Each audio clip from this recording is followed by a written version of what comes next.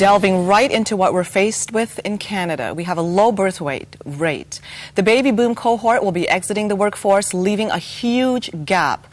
So who pays the taxes? Well, according to many economists, incoming immigrants. So here's what we're addressing today. Who are these immigrants and what do they have to offer our country? Are we even managing these human resources optimally? And what about refugees? How do we balance our needs in Canada with being a good Samaritan? Joining me today to discuss our immigration system and the question, are we in need of an overhaul? Sergio Carras, an immigration lawyer, and Alexandra Fick, a professor at the University of Brock and a past worker with the United Nations. Thank you both so much for joining me today. Thank you, Christine, for having us. Now, Alexandra, before we get into our topic today, tell us a little bit about what you did for the United Nations. Oh, my work was, I was the chief technical advisor, essentially to set up skills training programs for poverty alleviation for women in the rural areas. And I had 6 countries simultaneously. Wow. So 6 countries. Simultaneously. So I was most of the times either at the airport or in the aeroplane or at a meeting. And somewhere in between I slept. Perfectly equipped to what we're dealing with today, because one thing you understand well, Alexandra, and you've brought that to the table, is immigration issues and some of the underlying issues that we're facing today. Now, I went right into it in the introduction right off the bat, because this is something that we've been discussing on Viewpoints, on those segments of our program, about the needs that we have as a country today. I have to say that is what really initiated this program for us, talking about or trying to balance the needs of Canadians with the being a good Samaritan. For example, just yesterday on Viewpoints, we talked about a situation that's arising at the Niagara border, that every week about 4 children are showing up with no adult accompaniment, and some are suspecting that there are unscrupulous goals down the road to have these kids come in with a long-term plan to bring in the family and whatnot. Now, we're faced with a situation in Canada here. Our birth rate is low. Economically, we're suffering. And based on that point, first of all, I want to hear both of your analysis of the current immigration system with that in mind. And I'm going to start with you on that one, Sergio, first. Yeah. You brought up a very good point. The immigration system as it stands right now is in need of a long overdue overhaul. And the reason why that's happening is because we are still operating with an immigration system that belongs in the 20th century. We need a 21st century immigration system. There are several components to the immigration system. As you know, there are a lot of skilled immigrants, a lot of business people who come in, and there are also a lot of refugees, because Canada has a long-standing humanitarian tradition. Each one of those components over time has been changing in the mix. We also have a very large percentage of the immigrants that are family sponsorships, meaning spouses, meaning other relatives, meaning their parents, grandparents, children of immigrants who are here, or people who come in as immigrants and they go abroad and they marry in, as they say, quote unquote, back home.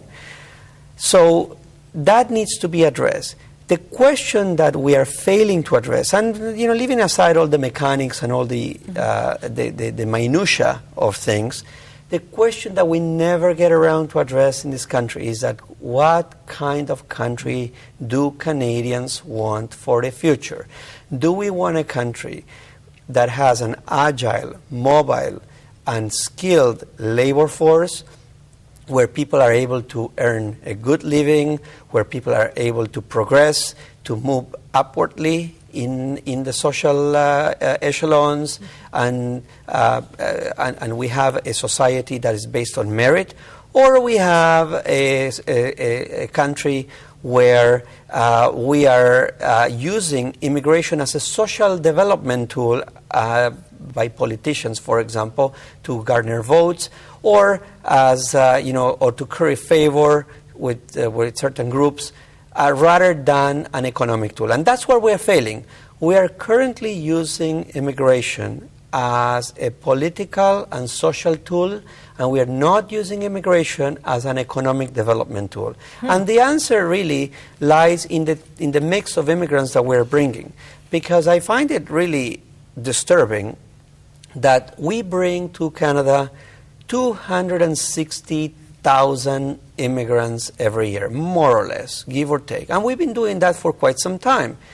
If you think about it, those are very large immigrant populations that we're bringing every single year. Yet, at the same time, we are, even in an economic downturn, we are suffering from chronic shortages in selected occupations because Canada does not produce the type of skills that the labor market requires and that the economy requires. And in addition to that, we are not using the immigration system to bring those skills to Canada and to attract them. And another failure of the system is that Canada proclaims far and wide, and the Liberals have done that, the Conservatives are doing it, all the parties are doing it. They proclaim far and wide that Canada wants, quote, the best and the brightest. And they also proclaim that Canada is in this global race for talent. Yet, we penalize the most talented people we can bring. Why? We penalize them with long waiting periods to immigrate. We penalize them with high taxes once they are here. And there is every incentive built into the system to leave Canada, even by those who have become immigrants. So in other words, we've got everything backwards. Right. I want to give Alexandra a moment here to give her feedback on, Alexandra, what are you seeing with the system You from see, your angle? if you look at it from historical perspective, since 1899, since the first immigrant group started, like Mennonites and Hutterites and Doukhobors, we've been very generous and very gracious. Those were different people, different times. Their expectations were different. Things have changed. Things have changed drastically. And therefore, we need a well-defined, well-focused immigration policy of bringing in people that not only benefit from coming to Canada, but the Canada benefits from them. It should be a two-way street. We should not bring, I must say that, people just because they are warm and breathing, so let's take them in. I'm sorry. You see, and I don't know where we came up with this number that we need 260,000. Who came up with this number? We have a demographic need here. No, I don't. Make But, no but mistake why about this. 260? Where is this number? 260. Alexandra, is there merit? Do you believe there's merit to what Sergio was saying when it comes to Well, the politics of it, the votes? well, Because if you look absolute. back 40 years ago, for example, Canada was very strict on who came in here in terms of a point But you see, system now then- and how the country was built. Now we need this more than ever. But now we are so hung up on we'll be called racists and we'll be called this and we'll be called that.